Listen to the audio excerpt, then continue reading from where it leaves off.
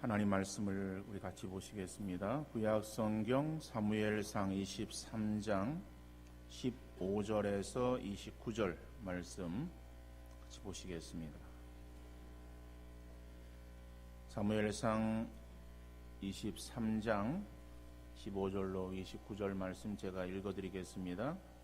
다윗이 사울이 자기의 생명을 빼앗으려고 나온 것을 보았으므로 그가 십광야 수풀에 있었더니 사울의 아들 요나단이 일어나 수풀에 들어가서 다윗에게 이르러 그에게 하나님을 힘있게 의지하게 하였는데 곧 요나단이 그에게 이르기를 두려워하지 말라.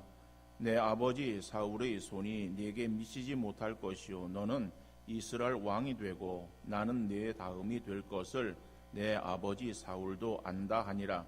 두 사람이 여호와 앞에서 언약하고 다윗은 수풀에 머물고 요나단은 자기 집으로 돌아가니라.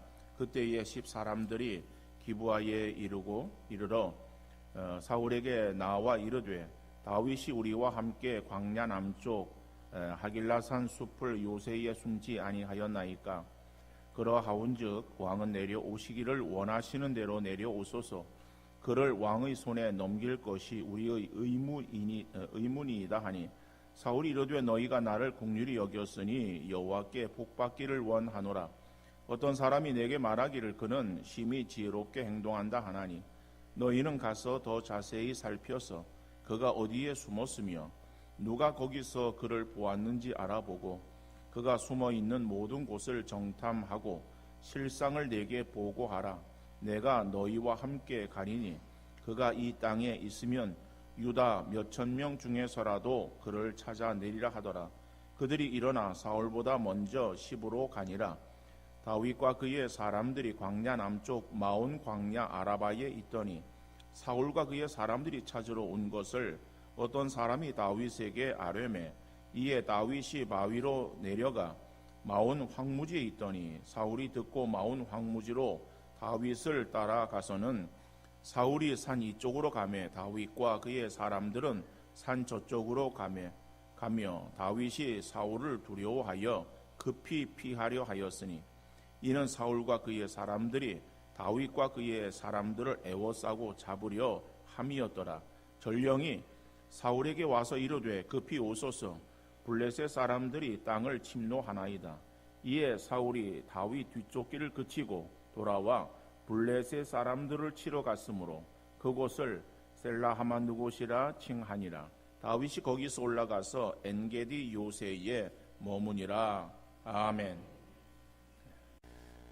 알렉스 헤일리라고 하는 사람은 작가의 꿈을 품고 날마다 10시간 넘게 글을 써서 여러 편의 작품을 출판사에 보냈습니다.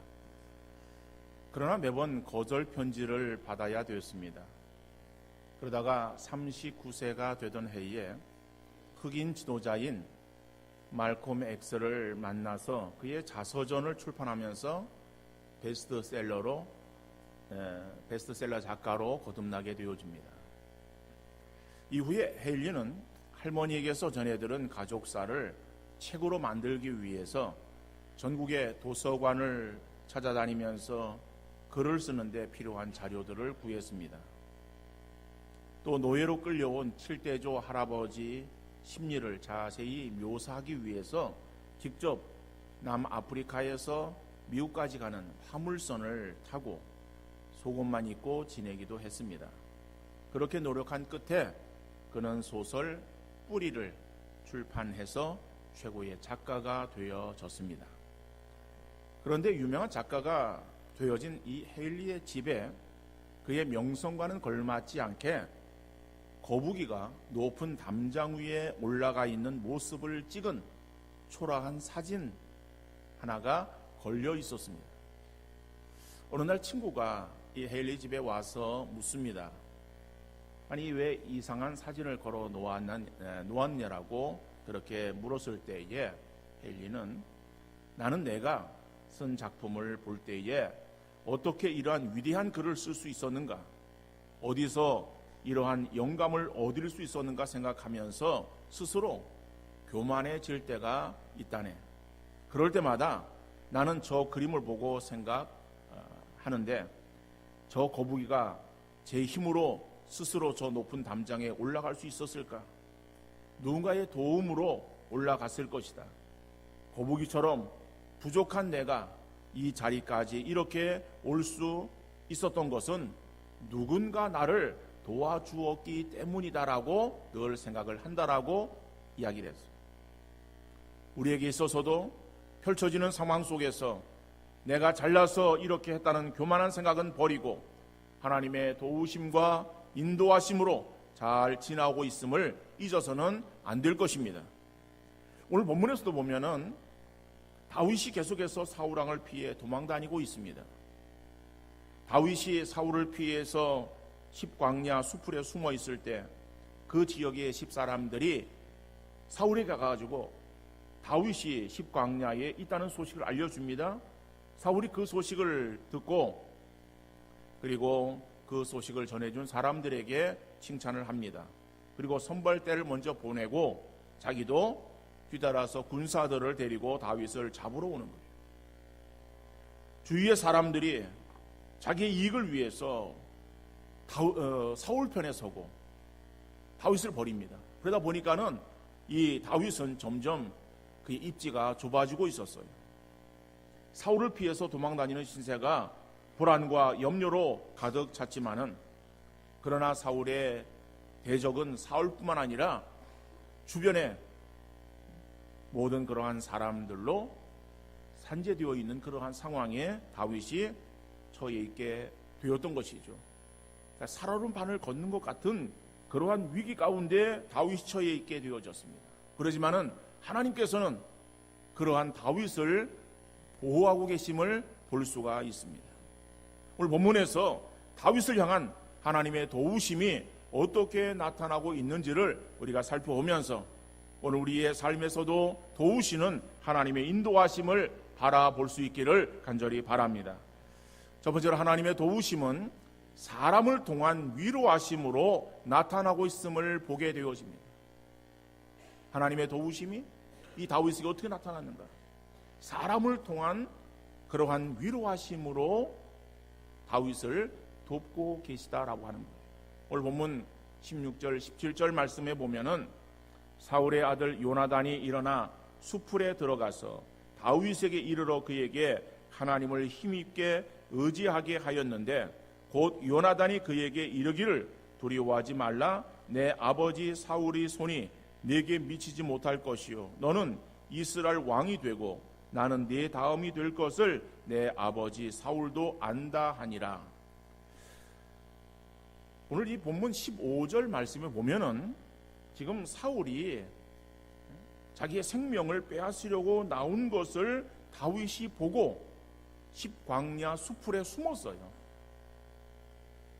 이 다윗은 사울이 자기를 잡으러 온다는 생각만 해도 등골이 오싹했을 거예요.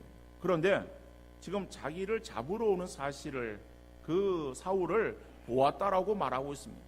물론 오늘 본문에서 그 사울을 보았다라고 하는 그 말의 의미는 대면하여서 바로 앞에 있는 사울을 보았다라고 하는 그런 의미의 말씀이기보다는 바로 사울이 다윗을 잡으러 온다라고 하는 정보를 다른 사람들에게서 들어서 지금 알고 있는 그러한 것을 말하는 거예요. 자, 그러한 소식을 들었을 때에 다윗은 사울을 두려워하여 수풀에 숨었습니다. 그래서 지금 이 수풀에 숨어 있는 다윗을 지금 말하고 있는 거예요. 그 다윗이 사울을 두려워하여 수풀에 숨어 있어요. 자, 숨어 있는 그 다윗의 마음은 어떤 마음이었겠어요? 이제는 내가 죽었구나 라고 하는 절망적인 마음의 상태였을 것입니다. 다윗이 아무리 용맹스러운 사람이라고 해도 자기를 찾는 사울의 칼날 앞에는 두려워 떨 수밖에 없었을 거예요. 여러분, 우리 사람의 마음이 얼마나 변덕스럽습니까?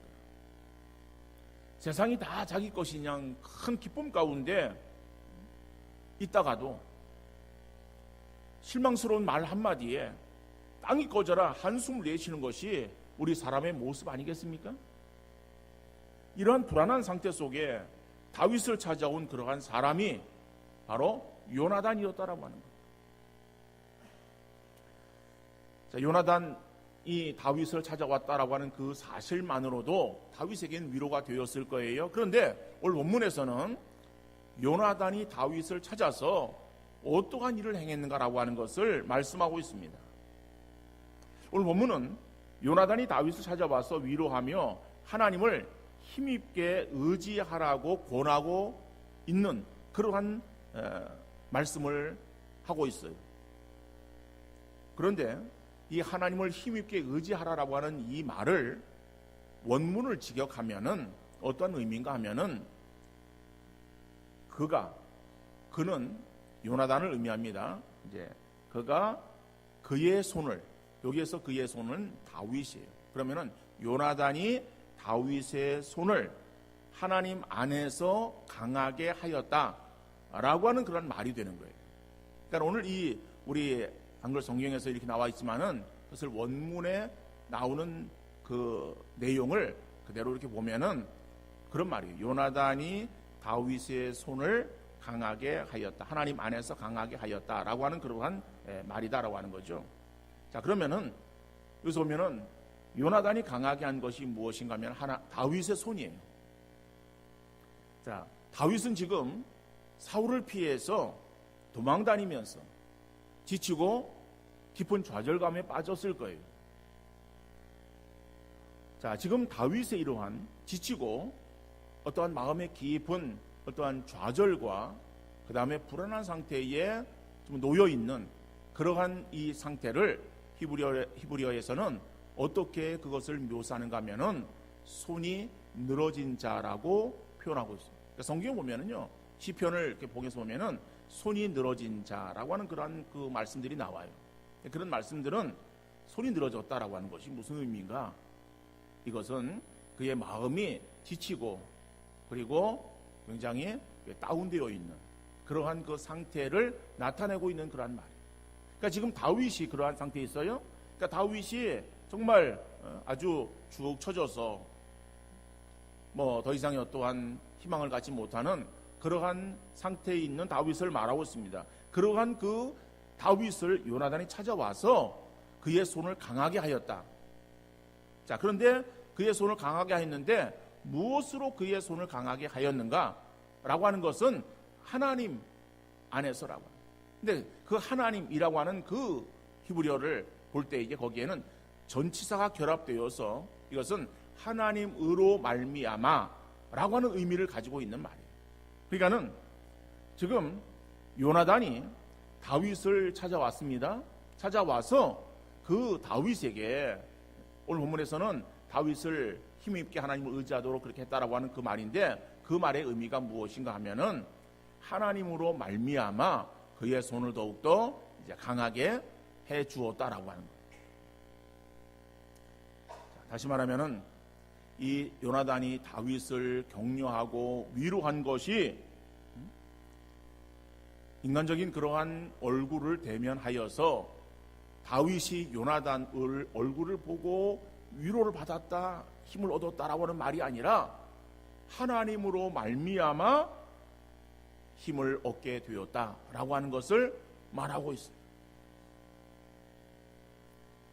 그러니까 사울이나 요나단 역시 하나님께서 다윗을 이스라엘 왕으로 세우실 것을 분명히 알고 있었어요. 그리고 하나님의 손이 다윗을 지키시고 보호하고 계심을 알고 있었습니다. 그래서 사울의 손이 너에게 미치지 못할 것이기에 너는 두려워하지 말라 라고 이렇게 지금 말하고 있는 거예요. 요나단이 이 말은 다윗에게서 얼마나 힘이 되고 위로가 되었겠습니까? 하나님은 두려워 떨고 있는 다윗에게 요나단을 보내어서 다윗의 마음을 만지고 위로하고 계시는 것을 보게 되어집니다. 요즘 우리는 새벽에 욥기서를 보고 있습니다. 욥이 고난을 당하고 있는데 고난 당하는 것이 하나님의 허락하신 가운데 이루어지는 사단의 관계로 인해서 되어지는 거예요.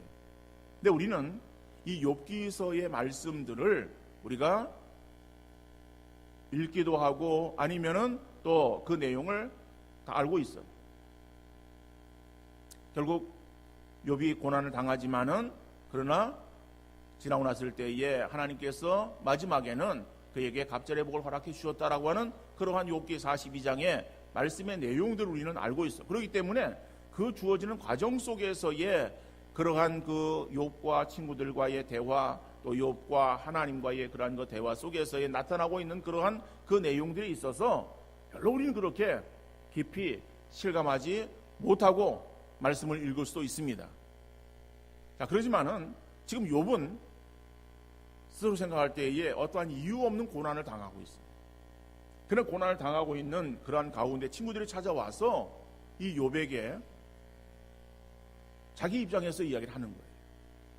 물론 욥의 친구들이 욥을 찾아와서 이야기할 때에 그 욥의 친구들도 나름대로 타당한 그러한 논리 가운데서 이야기를 하고 있는 거예요. 네가 지금 고난을 당하고 있는 것이 뭔가 잘못해서 고난을 당하고 있는 것이지 괜히 하나님께 너에게 어려움을 주시겠는가? 너는 회개하라. 잘못한 거 회개하라. 이런 어떠한 측면에서의 계속적인 그러한 이야기를 하고 있어요. 근데 거기에 대해서 욥은 아니다라고 반박하고 있는 그런 내용이거든요. 여러분, 욥의 친구들이 자신의 입장에서는 정당한 그러한 이야기를 지금 욥에게 하고 있다라고 할지라도 그 이야기가 욥의 입장에서 볼 때에는 맞는 말인가? 그리고 하나님 입장에서 볼 때에도 욥의 친구들이 하는 그러한 이야기들이 다 맞는가라고 하면 그것은 아니다라고 하는 거예요. 그러므로 우리도 어려움을 당하거나 고난 가운데 있는 성도들을 향하여 정죄하거나 자기의 주관대로 말해서는 안 될 것이다라고 하는 거예요. 내가 신앙이 좋다 할지라도 다른 연약한 사람을 향한 권면은 사랑이 전제되어야 합니다. 명백한 잘못인 경우에는 지혜롭게 사랑의 마음을 가지고 권해야 되겠죠. 물론 잘못한 것을 보고도 그것이 분명한 명백한 잘못인데 그 잘못한 것이라고 지적하지 않는 것, 그것이 잘하는 것이다라고 하는 말은 아니에요.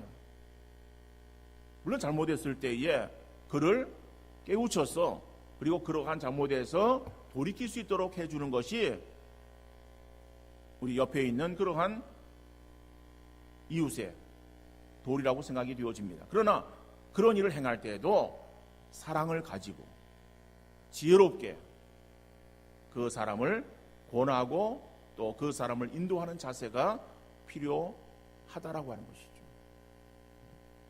자, 그러나 여러분, 그 당하는 상황이 애매한 상황이거나 이해가 되지 않는 그러한 상황에 놓여 있을 때 그런 경우에 당하는 어려움이 있어요. 그런 어려움을 당할 때에 우리는 그 상대 입장에서 그 문제를 함께 생각하거나 힘을 북돋아주는 위로가 그에게 필요하다라고 하는 거예요. 다시 말하면은 우리가 서로 이해가 되지 않는 그러한 애매한 상황에 놓여 있을 그러한 그 어려움을 당하고 있는 그러한 사람에게 있어서 내가 믿음이 있다라고 하는 그러한 그 생각 속에서 내 입장에서 내 주관대로 이야기를 해주는 것이 그것이 지혜롭고 바람직한 것인가? 그것이 아니다라고 하는 거예요. 다시 말하면은 여러분, 힘들어하는 이웃에게 위로와 격려를 전하기 위해서 하나님은 우리를 사용하고 계시다라고 하는 것을 믿으시기를 바랍니다. 나로 인해서 지금 힘들어하고 어려워하고 있는 그러한 이웃이 힘을 잃고 그리고 시험에 빠지게 하는 것, 그것이 우리가 잘하는 일이 아니다라고 하는 거예요. 하나님은 우리를 그러한 사람으로 세우시지 않았다라고 하는 거예요. 다른 사람을 정죄하기 위해서 나를 보내시는 것이 아니라 나를 그 사람에게 보내시는 것은 내가 그 사람 형편을 알고 그 사람을 만나게 하시는 것은 그 사람에게 있어서 진정한 위로자가 되어지도록 하기 위해서 우리를 사용하고 계시는 줄 믿으시기를 바랍니다. 그러므로 우리 입에서 나가는 말이 다른 연약한 사람을 세워주고 위로해 줘야 되지, 다른 사람에게 오히려 힘들게 하고 마음에 상처를 주어서는 안 될 것이다라고 하는 거예요.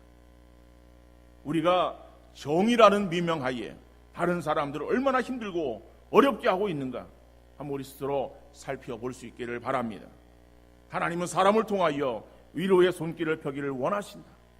오늘 힘들어하고 지쳐있는 다윗에게 요나단을 보내어서 다윗에게 힘이 되어지는, 그래서 하나님의 위로가 그 요나단을 통해서 다윗에게 임하고 있는 것을 보게 하는 그러한 일로 다윗을, 요나단을 사용하고 계시는 것을 우리가 생각하면서 오늘 우리의 모습이 요나단처럼 힘들어하는 그러한 그 다윗 같은 우리 옆 사람에게 진정한 위로자 역할을 감당해서 하나님의 칭찬이 되어지는 모든 성도 되어질 수 있기를 주님 이름으로 축원합니다.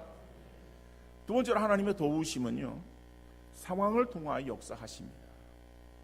그러니까 사람의 위로를 통해서 역사하시는 것이 아니라 상황을 통해서도 하나님의 도우심이 나타나고 있음을 볼 수가 있습니다. 오늘 본문 27절 말씀이에요. 전령이 사울에게 와서 이르되 급히 오소서, 블레셋 사람들이 땅을 침노하나이다. 여러분, 다윗이 지금 십광야에 있을 때에 그 지역 사람들이 사울을 찾아가서 다윗이 십광야에 있다는 것을 알려주죠. 자, 사울은 선발대를 보내어서 다윗을 찾아보게 하고 사울도 군사들을 이끌고 지금 다윗을 잡으러 옵니다.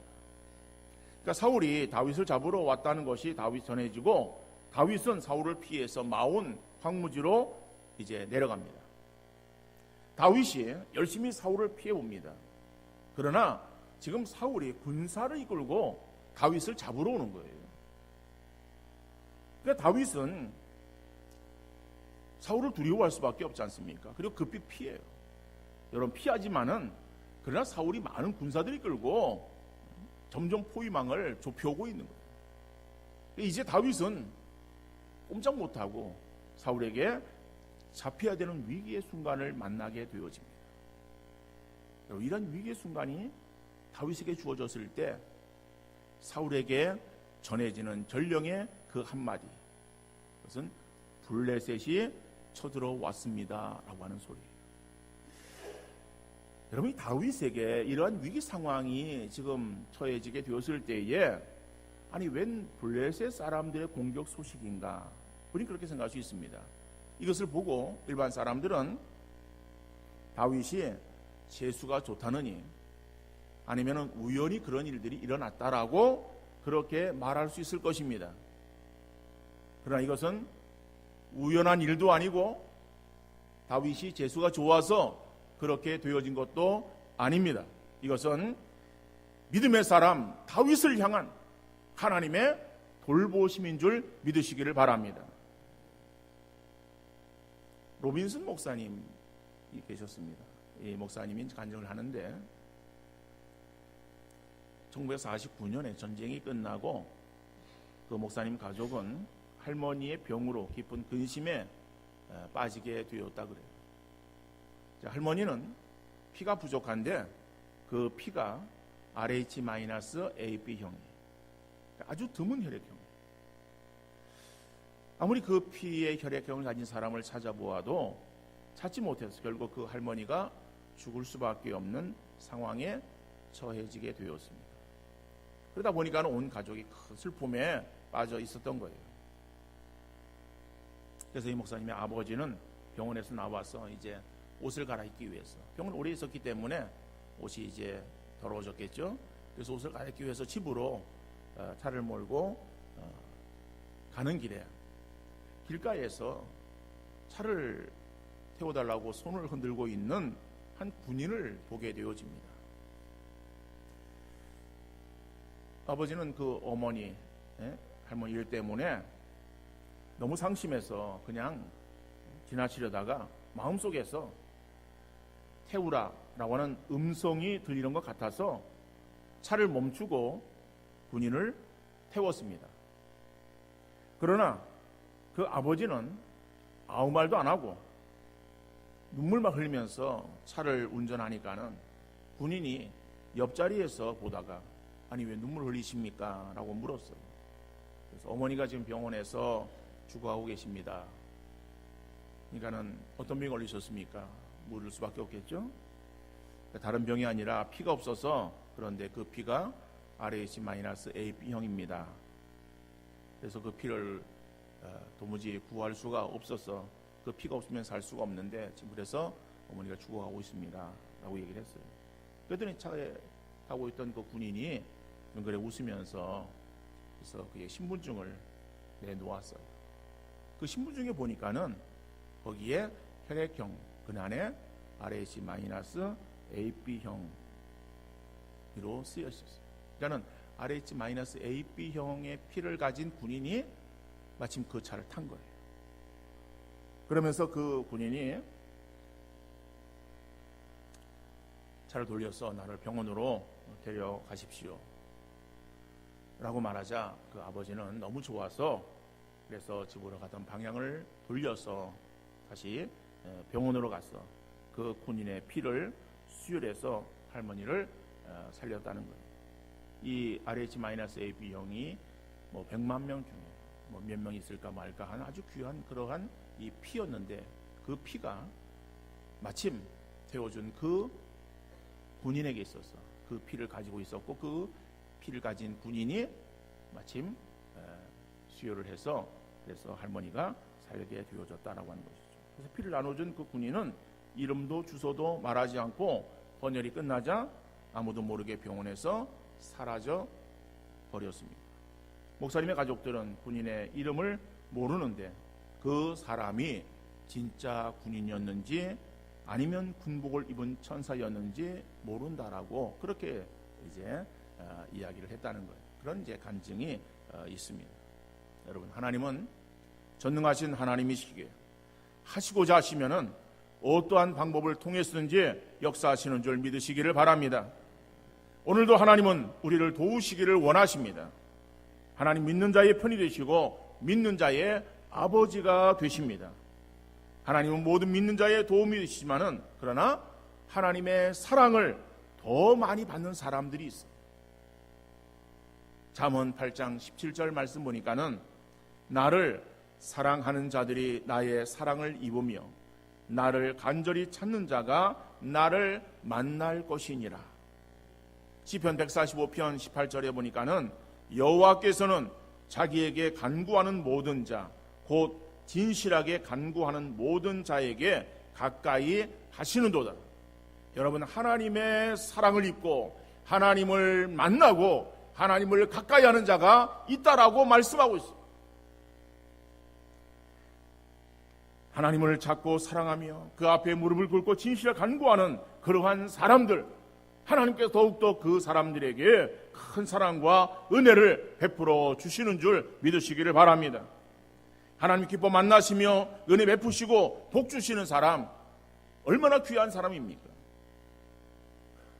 정말 하나님을 사랑하고 간절히 찾을 때 하나님 만나주신다라고 하는 이 사실을 기억하면서 우리 모두가 하나님을 정말 뜨겁게 사랑하기를 힘쓰는 믿음의 성도 되어지시고 날마다 우리의 삶에 하나님의 도우심과 인도하심이 풍성하게 임하는 역사 있어질 수 있기를 간절히 바랍니다.